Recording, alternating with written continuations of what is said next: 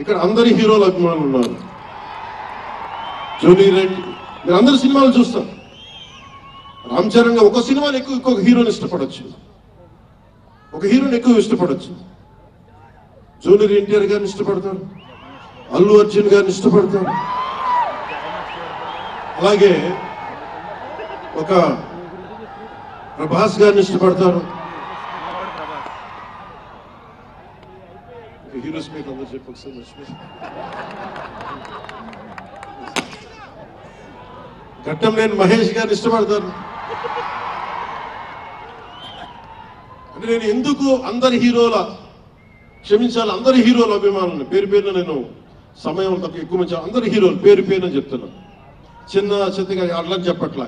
ఎవరైనా సరే ఏ స్థాయి హీరోలు అయినా సరే వారు ప్రత్యేకించి అభిమానులు ఉంటారు. నాని గారు ఉన్నారు, ఆయన ప్రత్యేకించి మా ఇంట్లో చాలా మంది అభిమానులు. మా సిస్టర్ చాలా నచ్చుతారు, మా చెల్లికి నాని గారి సినిమా.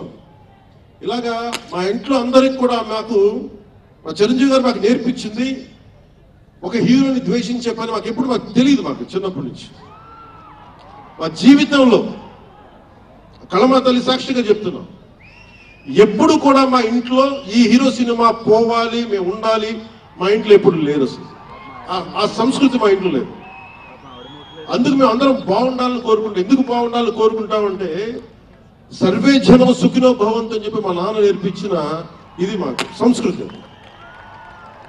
వాళ్ళే మేమే బాగుండాలి, వాళ్ళు బాగుండకూడదు అనుకుంటే ఎకానమీ తిరగాలి, అందరి దగ్గర డబ్బులు ఉండాలి, అందరూ బాగుండాలని కోరుకుంటాం. అలాంటి పరిస్థితుల్లో అలాంటి వాతావరణంలో పెరిగాం. రామ్ చరణ్ అలాంటి వాతావరణంలో పెరిగిన వ్యక్తి.